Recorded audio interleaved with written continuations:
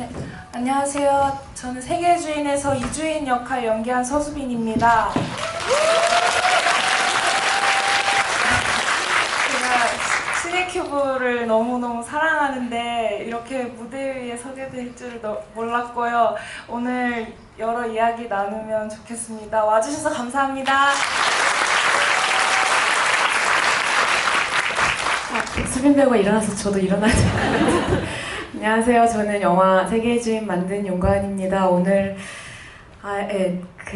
이 순간을 너무 기다렸는데 이렇게 극장 가득 메워주셔서 너무 떨리고 너무너무 감사한 마음입니다. 오늘 제가 너무 좋아하는 은성 기자님과 같이 하게 돼서 너무 기쁘고요. 오늘 재밌게 이야기 잘 나누고 가겠습니다. 감사합니다.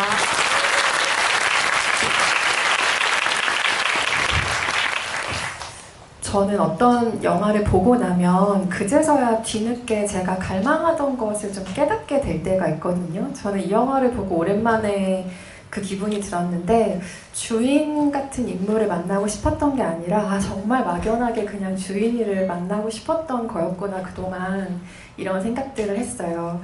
일어난 일은 사실 이미 일어나 버린 것이고 그런데 거기에 머물면서 자기 자신 혹은 세계와 계속해서 불화하는 대신에 행복과 사랑으로 나아가는 인물, 사랑을 희망하는 인물, 이주인을 이 영화를 통해서 만나게 된 것 같고요. 과거에 일어났던 상처가 한 사람의 가진 세계 전체를 규정할 수 없다는 것, 그리고 나라는 세계 주인은 어디까지나 나라는 그 힘찬 선언을 이 영화를 통해 본 것 같은 벅찬 마음으로 저도 한 명의 관객이 되었습니다. 일단 윤가은 감독님께 먼저 질문 드려보고 싶은데 저는 첫 장면이 진짜 놀라웠어요. 약간 편견을 부수는 시작이라고 해야 될까? 어린이로 시작할 줄 알았지? 라는 어떤 느낌을 깨버리는 윤가은 영화에 이런 장면 평생 없을 줄 알았지? 이런 선언 같은 장면처럼 느껴지기도 했는데 편집 과정에서 결정하신 장면일까요? 각본부터 있었을까요?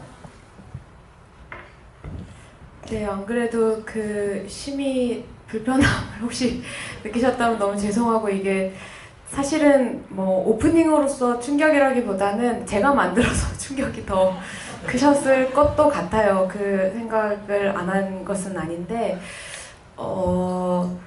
그 비교적 앞에 있었어요. 1씬이 원래 따로 있었고 이것은 2씬이었어요. 그러니까 사실상 앞에 등장하려고 했던 씬이기는 하고 원래 시작은 지금은 이제 영화의 중반부로 갔는데 한 아이가 시끌벅적한 쉬는 시간에 그 복도를 이렇게 걸어서 어디론가 가는, 그러니까 아주 일상적인 평범한 우리가 거쳐온 어떤 교실, 학교의 풍경 속에 놓여진 너무나 평범한 아이로 시작을 하려고 했는데 그냥 이 영화를 고민할 때 주인이라는 사람을 어떻게 소개하면 좋을까 이 고민을 좀 본격적으로 편집 감독님이랑 하게 됐고 그때 이제 주인이가 몸을 적극적으로 자기 몸을 내던지면서 사랑하고 싶어하고 성에 대해서 궁금해하고 탐구하고 싶어하는 그런 아이로 보였으면 좋겠다 이런 그 여러 회의 끝에 지금의 깜짝 놀란 장면이 되었습니다. 네. 그 장면도 그렇고 주인이 소개되는 장면이 육체로 먼저 소개가 되잖아요. 체육 시간에 아이들을 티칭하기도 하고 배구를 하기도 하고 그리고 이렇게 태어나는 게 뭐 쉬운 줄 알아? 이런 식의 이야기를 하기도 하고 그래서 이 인물이 가지고 있는 굉장한 그 생생함 살아있음, 너무 당연하게 살아있는 생물이지만 그 살아있음으로 먼저 주인을 만나는 느낌이 관객으로서 가장 좋은 진입로였다는 생각이 나중에는 더 들기도 했고요. 서수빈 배우는 주인을 어떻게 처음에 맞이하고 받아들였을지 궁금한 게 물론 씩씩하고 좋은 면이 진짜 많은 사람이긴 한데 저는 주인이 좋았던 점이 이 사람이 완전 무결한 사람이 아니다 라는 것이었거든요. 그러니까 누군가에게는 무례해 보일 수 있는 행동을 주인이가 하기도 하고 그리고 실수도 하고 누군가는 왜 저렇게 시끄러워 라고 생각할 만한 어떤 커다란 행동들이 있기도 하고 완벽하지 않은 주인공이기 때문에 사실은 더 주인이에게 너무나 애정이 갔던 게 이게 주인이라는 사람의 일부일 뿐 영화가 이 주인을 전혀 정의하지 않고 있다는 느낌이 들었거든요. 그래도 배우가 스스로 느낀 이 캐릭터는 어떤 인물인지 너무 궁금했어요. 왜냐면 세상에서 주인이를 가장 잘 알고 계신 분일 테니까요. 저도 처음에 시나리오 읽었을 때는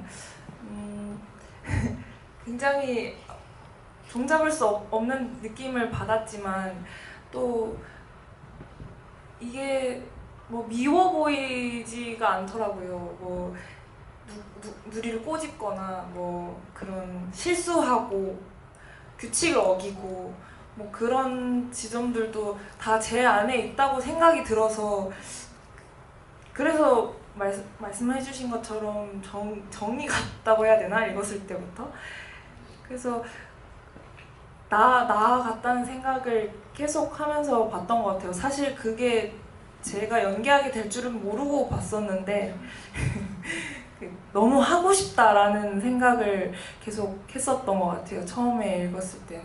네.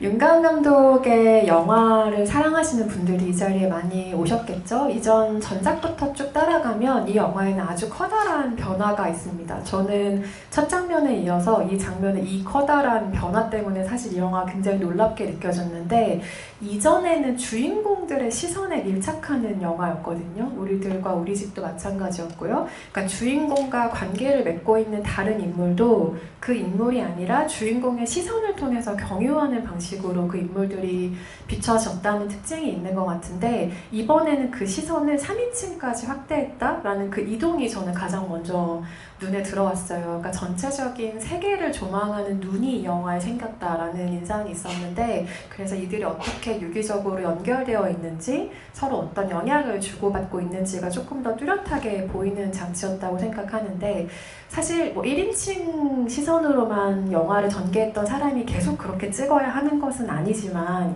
이게 시점을 한번 바꾼다는 건 연출자에게 굉장히 큰 변화인 것 같거든요. 어떤 점에서 이런 시점을 고민하게 되었을까요? 그 지점을 얘기해 주셔서 너무 감사한 게 이게 사실은 다른 감독님들 이미 너무 잘 하고 계시는 거예요. 이 3인칭 시점을 활용하는 것을. 근데 제가 돌이켜보니 한 번도 그런 영화를 만들어 본 적이 없더라고요. 그러니까 전 시나리오의 모든 장면에 주인공이 다 나오는 그래서 그 주인공을 맡은 배우가 늘 허덕이면서 이렇게 저도 허덕이면서 막 그렇게 찍었었는데 이 테마랄까? 이런 그 주인이라는 인물을 생각할 때 이 주인이를 드러내는 과정도 그렇고 주인이라는 인물을 잘 보여주기 위해서는 필히 주인이를 둘러싼 사람들이 주인이와 어떻게 관계 맺음을 하고 있고 그리고 주인이의 지나온 일들이 그 주변에 이제 그 사람들이 알게 됐을 때도 이제 그 이후의 반응들이 어떻게 바뀌는지 그리고 그 안에서 주인이는 또 어떤 선택을 해나가는지 같은 것에 좀 더 초점을 맞춰서 이야기를 하려고 했었어서 그냥 이 테마를 계속 들여다보면 볼수록 사실 초반에는 뭐 1인칭으로 쓴 버전도 있었고요. 그리고 조금 더 사건화가 분명한 시나리오도 썼었어요. 그러니까 말하자면 조금 더 장르에 가까운 어떤 사건이 벌어지고 그 사건을 해결해 가는 그런 구조도 한번 생각했었고 근데 이제 이게 전체적으로 그런 것들이 좀 해체되는 과정을 몇 년 붙잡고 있다 보니까 계속 겪었고 그 가운데 이게 내가 좀 주인이를 조금 더 떨어져서 보면서 이 주인이가 속한 세계를 같이 조망하는 게 이 이야기에는 더 어울리겠구나 이런 뭔가 점진적인 발견이 좀 있었던 것 같아요. 너무 어렵더라고요. 다른 감독님들 어떻게 하시는지 잘 모르겠어요. 이제 배우기 시작한 것 같은 느낌이 좀 들어요. 물론 처음에 하셨던 대로 주인이라는 한 명의 시선을 통해서 경유해서 모든 것을 바라보더라도 분명히 굉장히 좋은 이야기를 쓰셨을 거예요. 그런데 이번에 그 시점의 이동이 윤가은이라는 감독의 영화 세계가 이렇게 좀 확장되는 느낌을 우리에게 선사해준 첫 시작이라는 점에서도 굉장히 근사한 작품이라는 생각 듭니다.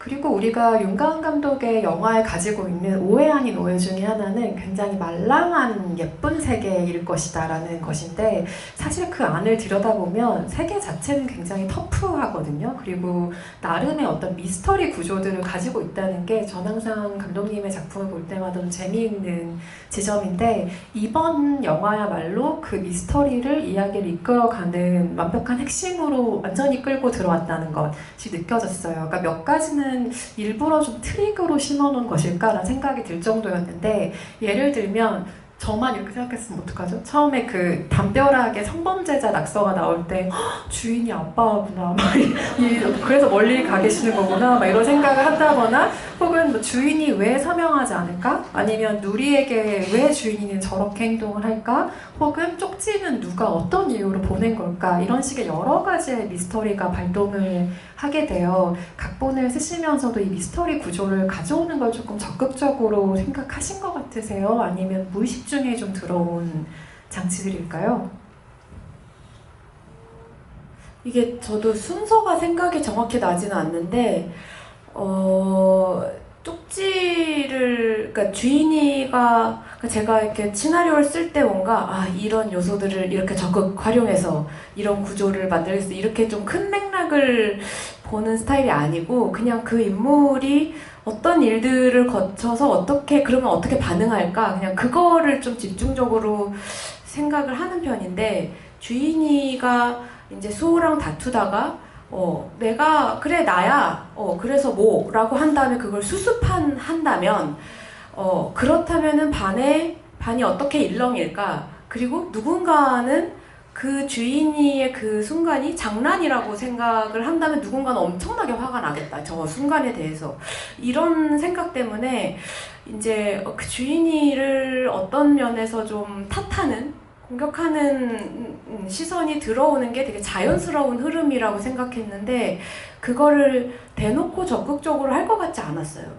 그래서 아마 쪽지가 들어왔던 것 같은데, 동시에 제가 이제 이 테마에 대해서 오랫동안 붙잡고 있으면서 저를 제일 괴롭게, 근데 이거는 이 쓰는 기간이 아니라 그 전에도 그랬던 것 같은데, 저를 제일 괴롭게 했던 질문들, 그러니까 뭐 넷상에서 보는 어떤 글들이나 댓글들이나 뭐 이런 여러 가지 것들을 봤을 때, 그 같은 심정 안에서 끝없이 자신에 대한 질문들이나 자기 자신을 공격하는 것 같은 말이 끝없이 올라오기도 하고, 이제 이런 또 하나의 측면이 있어서, 이게 외부에서 온 쪽지지만 내부에서 주인이 마음속에서 일어나는 질문들, 혹은 이거 결국에는 이제 끝으로 가면은 주인이와 같은 일을 겪은 친구가 보낸 것이라는 게 밝혀지는 것도 같은 맥락이었는데, 그런 속에서 올라오는 그 복잡한 마음들을 그냥 정확한 텍스트로 다루고 싶었던 것 같아요. 그런 차원에서 이제 쪽지가 좀 필요했고, 저의 아주 근본적인 두려움은 있어요. 제가 무슨 엄청난 뉴스에 실릴 만한 혹은 엄청 매력적인 영화적인 사건을 다루는 사람이 아니라는 인식이 늘 있고, 저는 평범한 일상에 더 관심이 많은데, 이 일상을 어떻게 하면 재밌게 보여주지? 이게 영화적인 재미로 다가가야 되는데, 동시에 아마 그런 무의식이 이제 아마 그것을 이제 들어오면서 그걸 좀 더 활용해야겠다, 이제 이렇게 좀 뭔가 합쳐졌을까? 이런 생각을 하게 되네요. 방금 말씀하신 것 가운데서는 그 내부에서 발화하는 부정적인 무언가라는 말이 굉장히 인상적인데, 이 영화가 들여다보는 집단 자체가 당사자 집단, 굳이 말의 표현을 그렇게 묻자면 그 봉사활동을 하고 있는 사람들도 그렇고, 또 쪽지를 보낸 의문의 누군가의 학생도 마찬가지고, 당연히 주인도 그렇고, 그 당사자들이 있는가 하면 이 당사자와는 전혀 무관한, 이 세계와 전혀 접점을 본인이 가지고 있다고 인지하지도 않았던 누군가의 그룹을 같이 바라본다는 점이 이 영화에 굉장히 좀 풍성한 결을 만드는 지점인 것 같다는 생각을 다시 한번 하고요. 이후에 조금 더 이 얘기는 나누도록 하고, 이 영화도 그렇지만 윤가은 감독의 영화를 보면 항상 배우들에게 너무너무 감탄하게 되는 지점들이 있죠. 이 영화도 마찬가지였는데, 카메라가 돌면 어떻게 그렇게 오래 알았던 동네 친구들처럼 모두가 그렇게 알 수가 있는지 분명히 이 현장에도 레디 고라는 건 있거든요. 그런데 어떻게 이렇게 갑자기 이런 몸짓들이 나오는지 너무 신기한데, 서수빈 배우는 그 윤가은 워크숍, 윤가은 현장을 경험한 자로서 이 과정을 조금 설명해 주실 수 있나요? 이 친밀도, 이 놀라운 생생함은 어떻게 만들어지는 걸까요? 내가 잘했다라고 해주셔도 됩니다. 그것은 절대 아니고요. 저는 이런 장편에 참여하는 게 아예 처음이고, 그렇다 보니까 이런 배우들과의 사전에 시간을 많이 보낼 수 있다는 게 어려운 일인지도 잘 몰랐었어요. 근데 나중에 알고 보니까 이게 굉장히 감독님을 비롯해서 스태프분들이 굉장히 많이 배려를 해주었던 거라는 걸 나중에 알게 됐었어요. 뭐 예를 들면은 저희 가랑호 친구들을 모아서 다 같이 뭐 서로의 흉내를 낸다거나, 아니면은 쪽지로 그 제비뽑기를 해서 역할을 바꿔서 리딩을 한번 해본다거나, 뭐 술도 한 잔씩 하고요. 네. 저희 다 성인이고 그래서 술도 한 잔씩 하면서 술 마시면서 그 제비뽑기 해서 리딩했던 것 같아요. 그런 것처럼 그냥 아예 놀진 않았던 것 같아요. 생각해보면은. 그리고 막 발표 같은 것도 하고, 그날 같이 보내면서 비밀로 누군가를 관찰을 하고, 나중에 그 관찰을 한 사람을 앞에 나가서 발표를 해요. 뭐 예를 들면 저는 그때 수호를 뽑았거든요. 김정식 배우를 뽑았는데, 김정식 배우를 막 흉내내면 누구 이렇게 딱 맞히는 게임도 했었고, 그런 것들을 한 2달 동안 하다 보니까는 현장에 갔을 때 레디 액션과 레디 액션 전에가 크게 뭔가 다르지 않았어요. 그냥 우리 연습했던 그 대사를 잠깐 내뱉는 느낌으로 했던 것 같아요. 그 시간을 되게 알차게 보냈어서 감독 배려 덕분에 그렇게 진행을 하니까 저는 너무너무 행복하게 준비했던 것 같아요. 촬영 때도 너무 재밌고 그랬던 것 같습니다. 근데 이게 제가 이거를 시킨 게 아니고요. 처음에 워크샵, 뭐 즉흥 연기 워크샵 뽑긴 했는데, 다 뽑고 나니 이제 단편 영화 많이 찍어본 친구부터, 그리고 장편 영화 경험이 있는 친구부터 완전히 신인까지 아주 다양한 친구들, 그 가람고 친구들이라고 저희 부르는데 그 친구들이 이렇게 7명인가 우리? 이렇게 딱 뽑혀서 제가 한 거는 그냥 모았어요. 저도 모르겠어서 일단 연습을 해보자. 저도 모르잖아요. 이 친구들의 역량, 이 친구들의 특성도 잘 모르고, 그래서 제가 한 거는 계속 만나서 리딩 해보고 뭐 이런 거였고, 사실은 여기에 아주 결정적인 역할을 한 분은 이상희 배우님 이시고, 그 전에 제가 이제 상희 배우님한테 고민 상담을 했어요.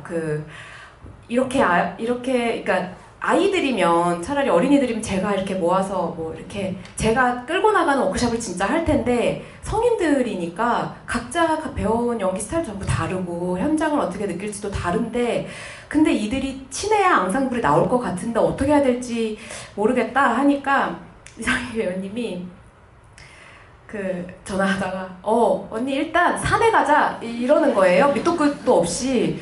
그래서 근데 이제 그 상희 배우님은 뭐 지금 우리 학교는 이나 여러 이제 선생님 역할 맡으신 적이 되게 많았어서 노하우가 좀 있으셨고, 그래서 우리가 다 같이 어느 날 토요일 아침에 모여서 정말 산을 갔어요. 담임 선생님을 모시고, 그러니까 담임 선생님이 인솔하에 산을 간 거죠. 그래서 그 상희 배우님이 너무 놀라웠던 게, 이제 역할적으로 붙는 주인이와 수호도 있지만 전혀 붙지 않는 친구들도 이제 그 안에 7명 중에 있는데도 산에 올라갔다 내려오면서 한 명 한 명 면담을 하는 거예요. 네, 배우 대 배우로서. 네, 저는 그 내용도 몰라요. 저도 이제 저는 앞에 가는 친구랑 면담을 한 거고, 끝없이 아이들을, 그래서 자 다음은 누구, 오케이 알았어. 그래서 이제 뭐 배우로서도 이야기도 나누고, 뭐 너의 불안은 무엇이며 뭐 이런 얘기들 다 나누셨던 것 같고, 그리고 밥 딱 먹고 오케이 해산, 그러고 가셨어요. 정확히 그날 다음부터 배우들이 이렇게 확 결속이 느껴졌어요. 그 다음에 좀 우리가 만나는 게 더 편해지고, 저 지금 이상희 배우의 평소 텐션을 알기 때문에 이 장면의 상상이 너무 웃긴데, 약간 씩씩한 골목대장 같은 느낌이 있다고 해야 되나? 그런 느낌이 평소에 있는 배우고, 그런데 귀찮은 건 또 안 해요. 그러니까 본인이 할 수 있는 선까지만 나서서 하는 골목대장 같은 느낌이 있어서 이 등산의 분위기가 어땠을지 지금 너무 상상이 되면서 즐겁기도 한데, 그때 끌려가서 무슨 얘기 하셨는지 기억나요? 이상희 배우 앞에서? MBTI가 뭐냐고. 그래서 저는 잘 모른다. 저는 맨날 바뀌기 때문에 잘 모르겠습니다. 이렇게 하니까 그래 바뀔 나이지 하시고 뭐 고향이 어디냐고 물어보셔서 저는 울산입니다라고 하니까 선배님도 울산에서 그래가지고 또 거기에 대한 어떤 이야기 꽃을 피우시고 그날 근데 선배님 무릎이 아프셨어요. 그쵸? 무릎이 아프신데도 한 명 한 명 끝까지 길게 이렇게 대화를 나눠주셨던 것 같아요. 불안에 대해서, 앞으로의 걱정에 대해서 뭐 기대되는 거, 뭐 이런 것들을 물어봐 주셔서 진짜 선생님한테 얘기하듯이 정말 편하게 얘기했던 것 같아요. 그러고 나서 와가지고 사무실 와서 다 같이 또 리딩을 한번 했거든요. 그렇게 딱 하고 다 같이 또 한잔 하러 가고 막 죄송해요. 그렇게 하니까 진짜 딱 그날부터 저희가 딱 결속력이 생겼던 것 같아요. 이상희 배우 본인이 또 요즘 마음 공부에 심취하시다 보니 또 불안이나 이런 것에 대해 또 집요하게 또 물어보신 모양입니다. 윤가은 감독은 오디션에서 대체 뭘 볼까요? 어떻게 하면 이렇게 보석 같은 배우들을 한국 영화계에 턱턱 던져줄 수 있을까요? 콩나물에 김수환 배우가 있었고, 우리들의 최수인 배우가 있었고, 우리 집의 김나은 배우, 그리고 드디어 만난 세계의 주인의 서수빈 배우가 있습니다. 어떻게 하면 이런 배우들을 찾을 수 있나요? 오디션에서 무엇을 보려고 하세요? 일단 제가 사주에 인복이 있다고 정말 있는 것 같아요. 이게 뭐를 제 능력은 아닌 것 같다는 생각을 계속 하게 되고요. 그냥 그 인물을 쓸 때 가장 중요한 그 인물로서 지녀야 할 가장 중요한 자질이 뭘까? 이렇게 생각을 해보면 이주인이라는 인물을 뽑을 때는 어떤 불굴의 활기 같은 거였어요. 실제로 저를 스쳐 지나간 수많은 이주인들, 수많은 친구들을 떠올렸고 그 꺾을 수 없는 생기 같은 게 좀 있으면 좋겠다. 근데 그게 너무 추상적이죠, 저한테도. 근데 서수빈 배우 같은 경우는 사실 첫 미팅 때 한 30-40%는 감이 왔던 것 같아요. 왜냐면 자기 말을 하는 배우가 그런 거 보니 오디션이라고 명칭하기는 좀 그렇고 1대1 미팅을 주로 이제 첫 만남을 그렇게 하고 그 다음에는 이제 그냥 연기 워크숍처럼 진행을 하게 되는데, 그러니까 배우가 일방적으로 저한테 막 준비해 온 거를 선보이는 자리는 저는 거의 한 번도 갖지는 않았어요. 이번에도 그랬고. 근데 대화할 때 자기 말을 하는 배우들이 있어요. 근데 자기 말 하는 게 어린 나이든 뭐 나이가 많든 쉽지 않은 것 같아요. 이게 이렇게 이렇게 어려운 복잡한 질문 하는 게 아니라 대화를 할 때 정말 생각해서 내가 이 순간 내 말을 정말 듣고 이 순간을 진실되게 여겨서 자기 말을 솔직하게 해주는 친구 많지 않은데 서수빈 배우 그런 배우였고, 연기할 때는 진짜 경력이 없어서 사실은 걱정했거든요. 이런 자리도 처음일 텐데 이런 생각을 했는데 상대방 호흡에 따라서 그 호흡을 정말 오감으로 느끼면서 같이 숨 쉬려고 하는 것 같은 인상을 받았는데, 그게 저만 받은 게 아니라 그 오디션 워크숍을 하는 자리에 있던 저희 캐스팅 디렉터님이나 촬영 감독님 등도 같이 느꼈어요. 그런 움직임에 대해서. 그래서 이제 그런 점에 대해서 너무 저 친구의 지금까지의 경력과 상관없이 앞으로가 궁금했어요. 네, 그냥 그런 어떤 이끌림 때문에 수빈 배우한테 제가 그냥 이끌려서 갔던 것 같아요. 네.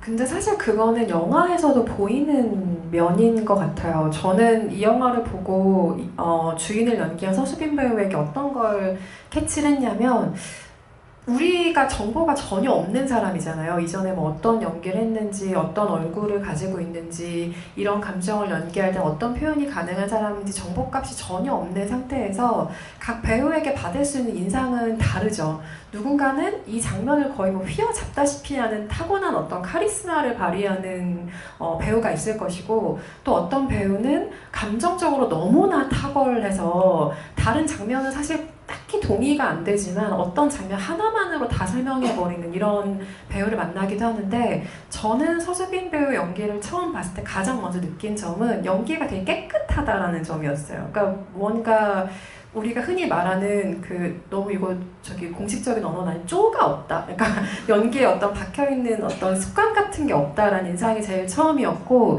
그 다음에 느낀 건 상대의 반응을 되게 잘 보는 배우라는 인상이었어요. 그래서 누군가와 같이 연기를 할 때 이 배우의 눈이 정말 부지런히 움직이고 있는 걸 알겠더라고요. 그래서 그 감정을 캐치해서 잘 돌려줄 줄 아는, 그러니까 리액션이 정말 좋은 사람이라는 것을 영화를 보고 캐치를 했는데, 연기 전공이잖아요. 그래서 이 영화 이전에 우리가 보지 못한 크고 작은 작업들을 통해서 연기들을 계속 해왔을 텐데, 첫 영화에서 본인의 연기 스타일을 어느 정도 구축하는 배우들도 있고, 연기에 있어서 중요한 좀 힌트를 삼는 배우들도 있는 것 같아요. 이 첫 영화의 경험이 본인의 연기 스타일에는 어떤 영향이 좀 있을까요? 조금 더 나아가면서 구체화되는 것이긴 하겠지만 지금의 생각이 궁금한데요. 저는 감독님을 만나기 전까지는 제가 뭐 들으려고 하는 배우인 줄 몰랐어요. 그러니까 사실 제가 배우라고도 생각하지 않았는데 뭐 오감을 이용해서 들으려고 집중하고 그런 줄 몰랐는데, 이렇게 촬영 끝나고 개봉하고 이제 이렇게 인터뷰를 하실 때 알았어요.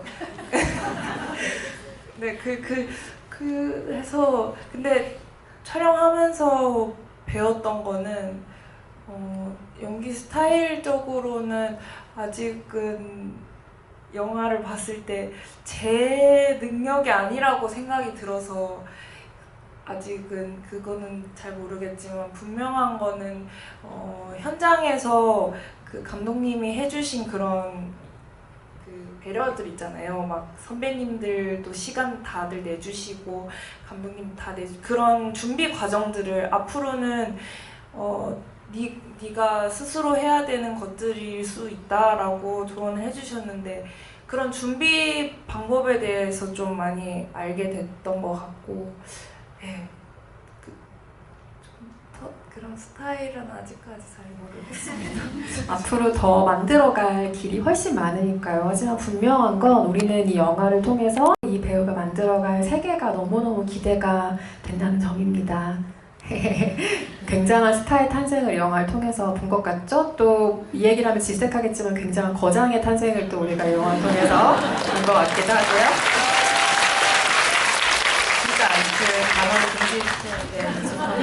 네, 한국 영화를 책임질 두 분과 오늘 함께하고 있습니다.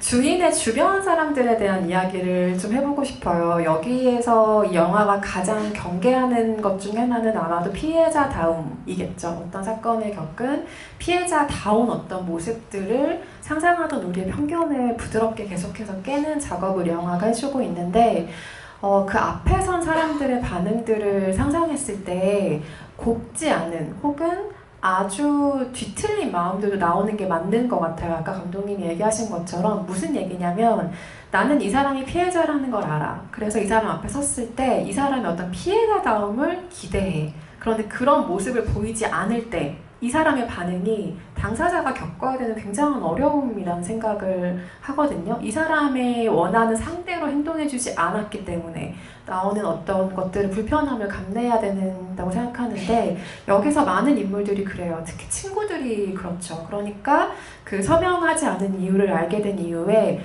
정상인처럼 보이려고 노력하는 걸 수도 있어. 이런 이야기를 한다거나, 사과를 좋아하지 않는 것도 트라우마랑 어떻게든 연결을 지어서 생각한다거나, 이런 친구들의 반응도 솔직하게 보여준 게 저는 이 영화의 미덕인 것 같아요. 하지만 그 친구들의 반응을 그릴 때는 분명히 많은 고민들을 하셨을 것 같기도 해요.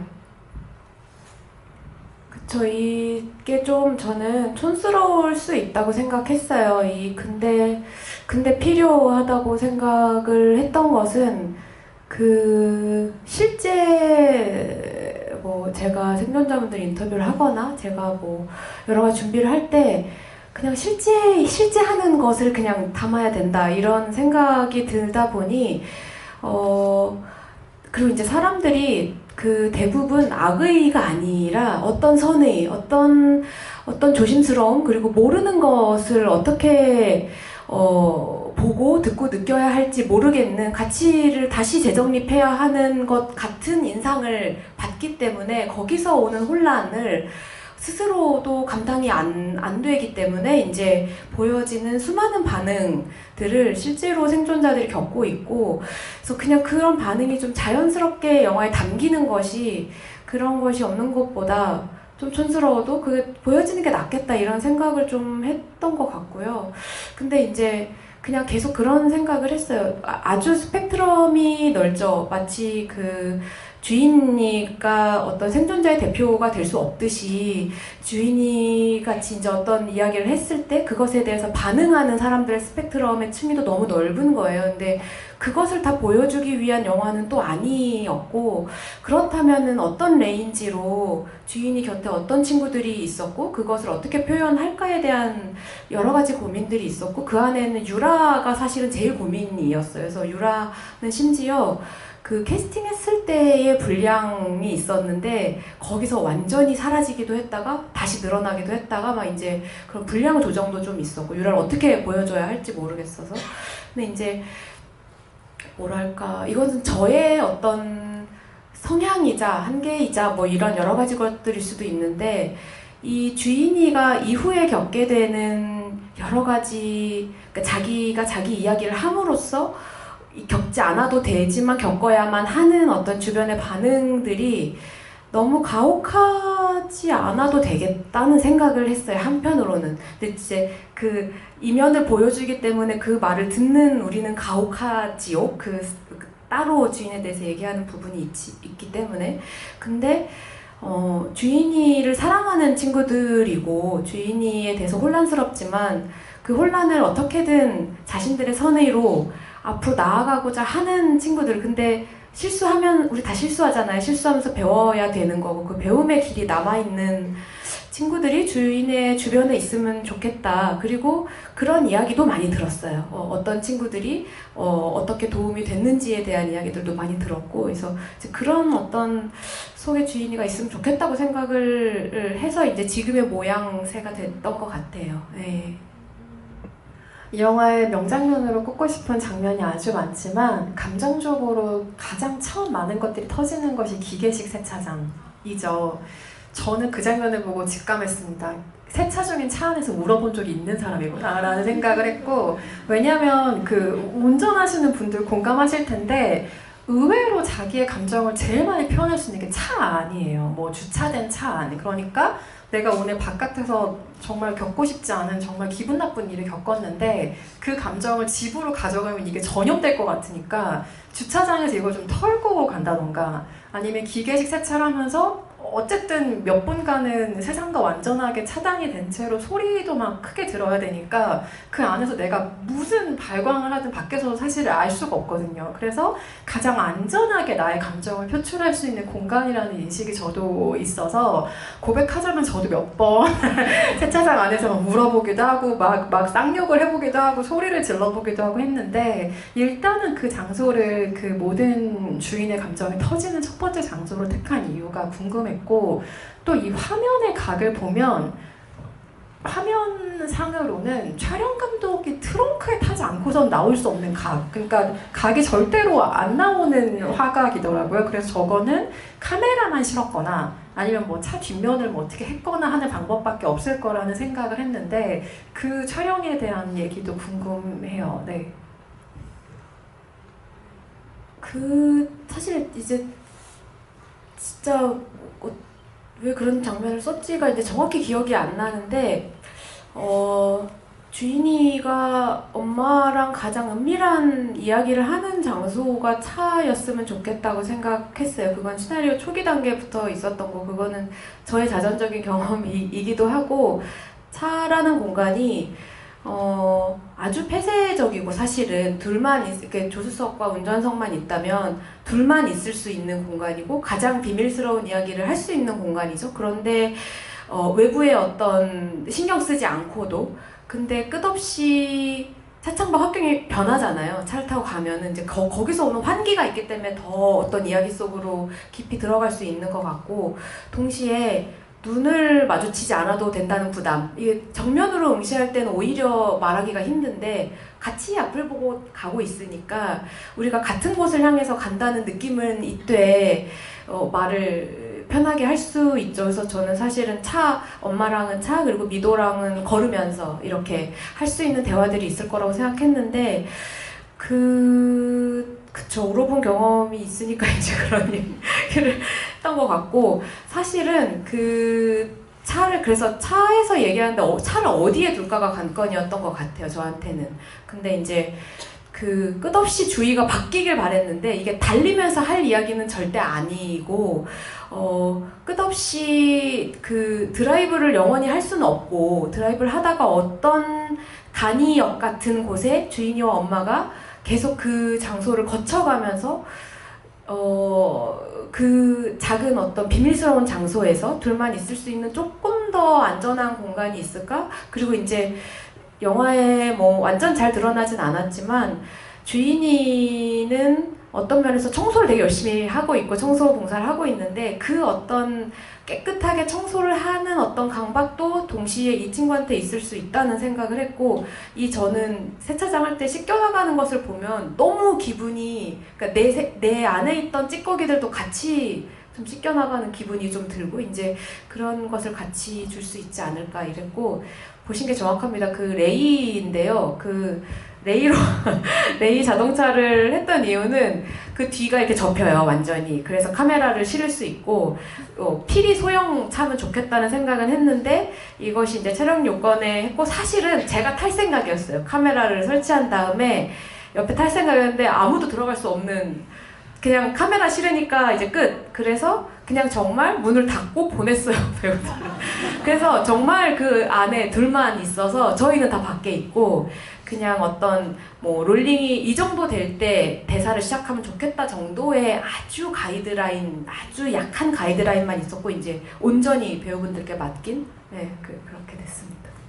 그럼 그 경험은 사실 앞으로도 하기 어려운 정말 완전한 몰입의 경험이었겠는데요. 그러니까 물론 촬영 현장이라는 게, 특히 윤가은 감독 현장은 배우의 몰입을 도와주기 위해 최선으로 노력하는 현장이긴 하지만, 앞에 스태프와 카메라가 막 있는 상황에서 연기를 하는 것과 온전히 엄마 역할을 맡은 장혜진 배우와 둘만이 그 감정을 공유하면서 그 짧은 시간 동안 무언가를 폭발력 있게 보여준다는 것, 이 장면을 찍었던 소감이 너무 궁금하고, 저는 거기 안에서 주인이 처음 하는 말이 엄마 미안해인 게 너무 마음이 찢어졌어요. 그러니까 거기서 처음부터 엄마니까 나한테 그렇게 했어야지라고 소리를 질렀으면 차라리 좀 시원했을 텐데, 내가 괜히 말해서 미안해라는 말부터 시작을 하잖아요. 그 대사를 발음하면서부터 저는 감정이 약간 주체가 어려웠을 것 같다는 생각도 하긴 했어요. 물론 프로니까 뭐 그러지 않았겠지만 그 장면을 찍을 때 소혜들이 궁금해요. 정말 잘하고 싶었을 장면일 것 같기도 하고요.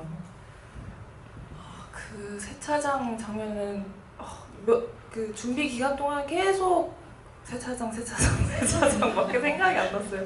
뭐 선배님들도 되게 궁금해하셨고 그래가지고 엄청 잘하고 싶다는 생각이 많았는데 끝까지 안 시켜주시더라고요. 원래 다른 씬들은 다 리허설을 많이 했는데 그 세차장 씬을 리허설을 안 해주셔서 너무 혼자 불안해서 막 연습실 가서 소리 지르고 막 별걸 다 했었는데, 이제 첫 테이크 때는 그냥 악쓰기만 했어요. 몸이 되게 고정이 돼가지고 긴장을 많이 했던 탓에 이런 움직임 없이 그냥 딱 요렇게 이렇게 질렀던 거죠. 근데 이제 그때부터 이제 점점 감독님께서 좀 더 엄마를 더 원망해봐, 뭐 이렇게 엄마도 한번 흔들어보고 뭐 이렇게 점점 테이크 가면서 조금 바뀌었던 부분들이 있었고, 그리고 그 세차장 하고 싶은 말이 있었는데 경험, 그러니까 제가 그 정말로 세차장이잖아요. 저의 시야는 진짜 세차장이고 촬영이라는 생각을 아예 벗어버리게 됐던 것 같아요. 한 5번째부터, 저 중간부터는 촬영이라는 생각 없이 그냥 정말로 생각을 했었고, 그리고 집중을 하다가 제가 이제 갑자기 감독님 이야기가 듣고 싶은 거예요. 그래서 감독님 이렇게 작게 이렇게 얘기했는데 감독님께서 들으시고 내가 거기로 갈까? 이렇게 해서 뒷자리에 타셔서 저희가 여태 준비했던 것들 이렇게 상황을 딱 설명해 주셨는데, 그때부터 저는 이렇게 슛 들어가기 전부터 완전히 몰입을 해서 출발을 했었던 것 같아요. 그렇다 보니까 제가 뭐 촬영을 했다는 생각보다 그때는 진짜 귀한 경험, 배움, 정말 그 경험은 정말 잊을 수가 없던 순간이었던 것 같아요. 촬영이라는 생각을 못할 정도. 테이크를 진짜 많이 갔다는 얘기죠. 한두 테이크에 끝냈어야 되는데 여섯 번 뭐 이렇게 가가지고. 아니 근데 물리적으로 그럼 세차를 그동안 계속 해야 되는 거잖아요. 한 6번, 7번. 그렇죠. 영원히 차가 깨끗해지는 거죠. 네, 그런 과정을 계속. 한 번 더는 각본에 있는 대사가 아니었을지도. 반드시 해야 하는. 네. 한 테이크 더 갈까? 뭐 이런 생각을 했을 수도 있습니다. 그러니까 많은 의미가 있는 한 번 더였을지도. 감동이 이렇게 파괴되네요. 그 대사가 진짜 감동적이었는데. 아닙니다. 농담이고요. 많이 여쭤보고 싶은 게 정말 많지만 마지막으로 하나만 더 여쭤보고 객석으로 마이크를 넘기려고 하는데요.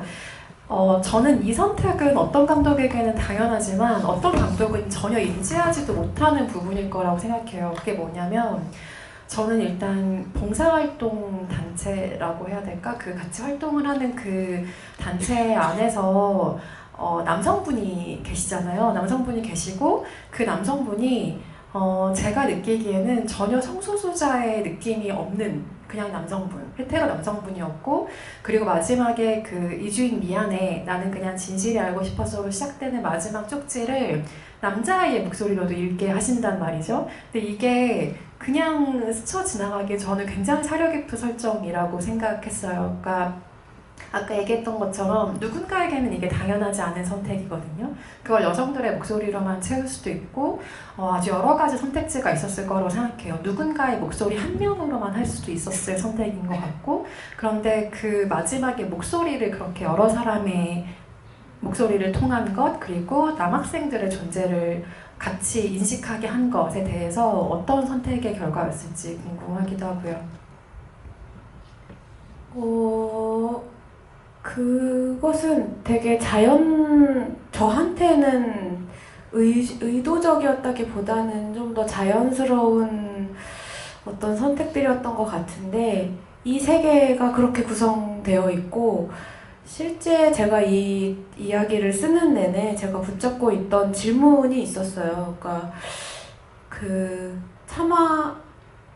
소위 말하는 차마 말할 수 없는 끔찍한 비극을 겪은 사람들의 얼굴은 어떠한가? 그 사람들의 오늘의 인생은 어떠한가? 그 속에 있는 사람들을 생각했고, 그 질문을 갖고 이 테마를 들여다볼 때 그 안에 어린 여자아이, 어린 남자아이들이 모두 있었고, 그리고 주인이가 마주해야 할 세계에도 여성과 남성이 모두 같이 있는 세계인 것이죠. 그러니까 이 세계 안에서 주인이는 모험도 해야 되고 다시 상처도 받아야 되고, 이것이 그냥 세계를 어떻게 하면 그냥 있는 그대로 드러내지? 뭐 이런 생각이었던 것 같아요. 근데 이제 뭐 통계상, 수치상 이렇게 따져보면 당연히 뭐 여성 피해 생존자가 더 많고 이제 이렇게 접근할 수 있겠으나, 실제 하는 얼굴들을 제가 뭐 자료조사를 하면서든 실제 만난 분들이든 실제 하는 얼굴들을 그냥 계속 떠올렸던 것 같고,